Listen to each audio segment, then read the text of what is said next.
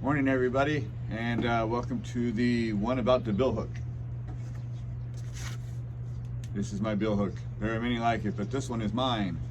So it's covered with grip tape, so you can't see, but it's a Fiskars.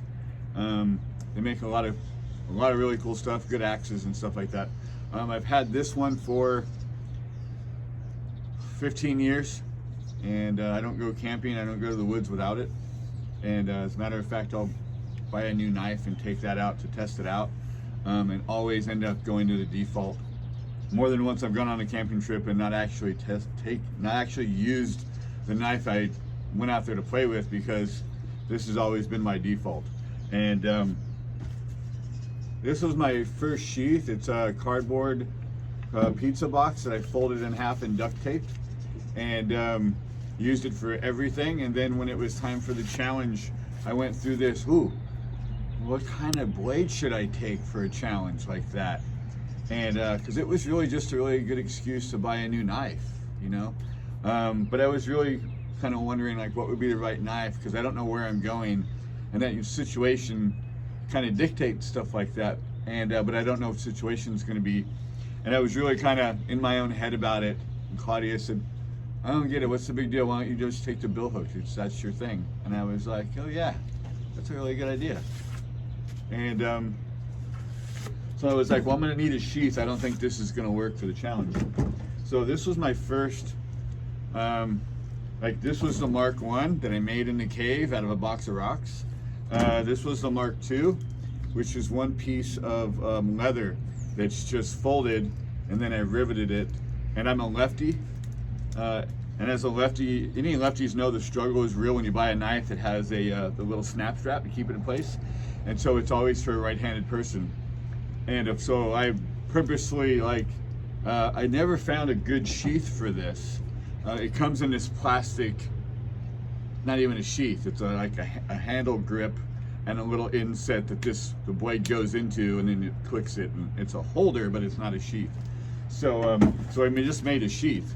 And then for the challenge, I made this. I couldn't find anything decent online. I looked for years. And so I finally just thought, I'm just gonna have to make something. So this was my actual first leather project ever. And if you get in there close, you can see all the mistakes. But so it's just a folded piece of leather with some rivets in it, and then the snap strap. And I was really proud of this one, and I decorated it and stuff. And then like most things happen, I see it and go, I see the potential for more. So my Mark 3, which is the one that I actually took on the challenge, here's my 21. Instead of using the metal rivets, I used lace, leather lacing.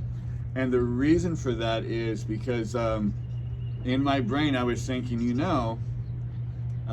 this is more cordage, but also if things got really rough, I could take the lacing out of this, cut this back, have two pieces, and all of this to literally make a pair of sandals out of the sheath.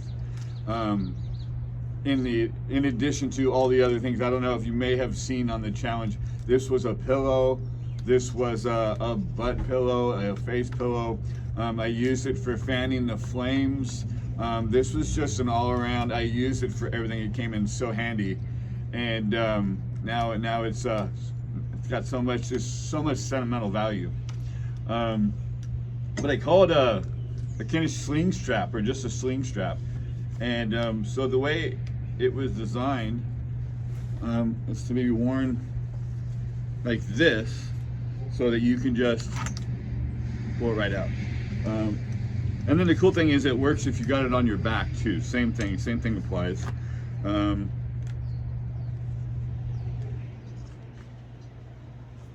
So it's this way, it's out of the way, but you can still pull it right out.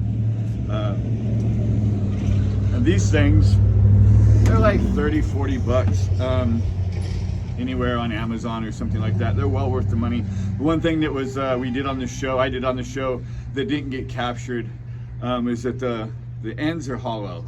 And so one of my stocks, I sharpened the edge. I buried it in there, and it gave me a good 7-foot reach. And so I used it to cut out a branch to get the bird nest, a bird nest out of the branch that was way high up, to use that to get the fire going, like in the middle of the night or something. If the fire goes out, you just the bird nest and it went right up. And best fire starting material is an actual bird nest. And so this thing has a lot of potential.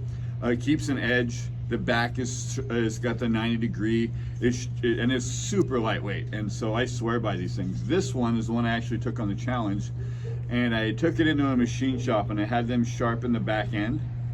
And so I had this really nice sharp talon raptor point because I wanted to be able to use it, the back end of it, for like if there was a snake, because I've gone snake hunting and pinned it down and kind of like, well, how do you, this part will get dulled in the ground.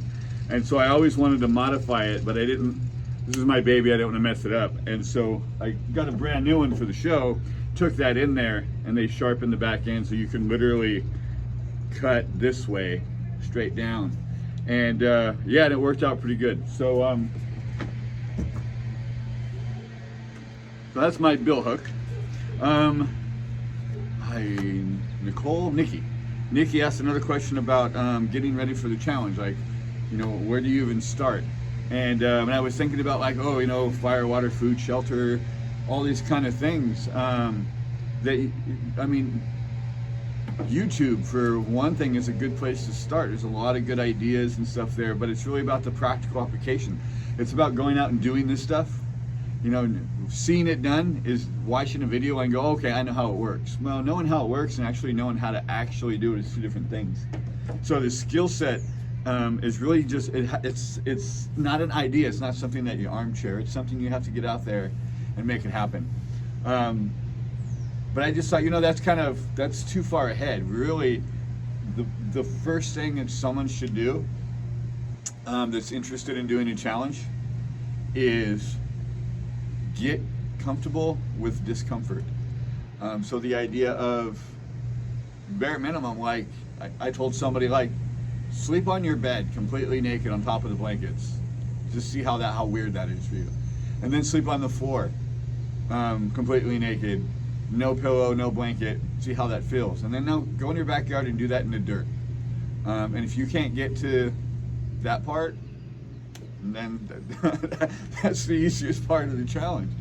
And so stuff like that, like the reality of sleeping in the dirt, getting dirty, sitting on the ground, and then giving yourself little missions, like take a knife and a ferro rod and a canteen cup and maybe a pack of hot cocoa or something, and go out to the woods with the idea that I'm gonna have hot chocolate.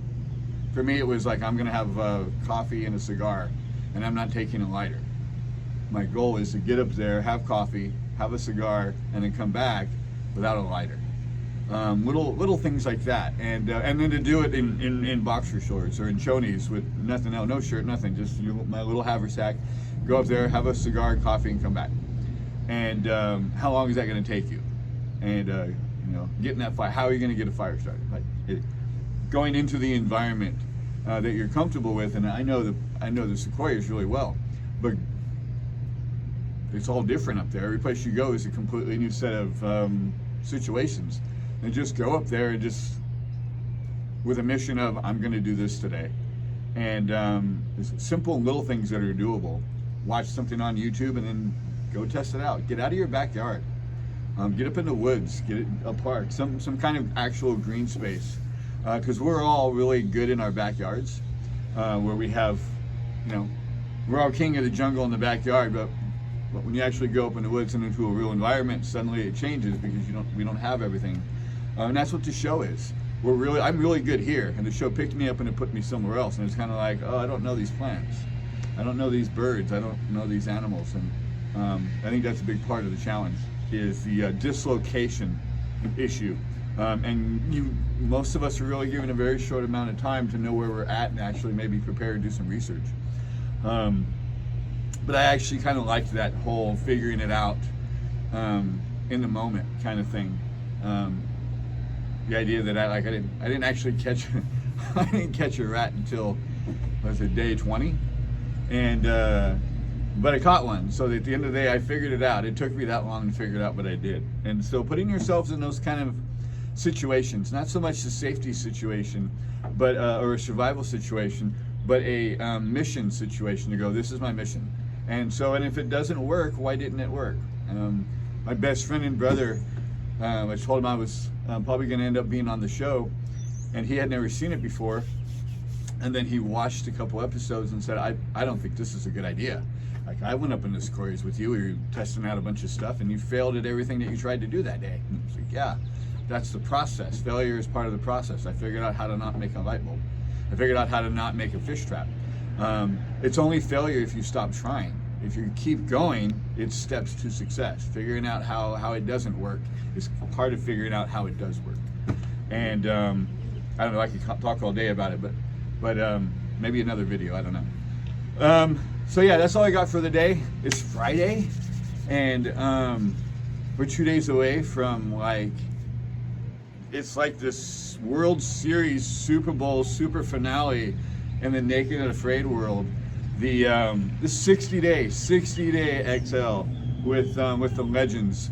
I'm really excited. They're like the pantheon in the Naked and Afraid cult, isn't it? Like, it's just so cool. I'm so excited. Like, my partner sent me it's spicy pickle juice whiskey, and I'm because I had the best partner in the history of Naked and Afraid, and so I'm saving that for Sunday night.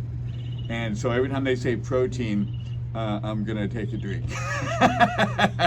And you probably won't see me on Monday morning. I won't have a video Monday morning, because there is such a Google like Naked and Afraid bingo, because there's a bingo card for it. She sent me that too. So it's gonna be a lot of fun. I'm so excited. And you guys have a great weekend. I don't know if I'll probably try to do a watch party or something, but yeah, you got a couple days before the show airs, so go get your feet dirty, and I'll catch y'all later. Bye.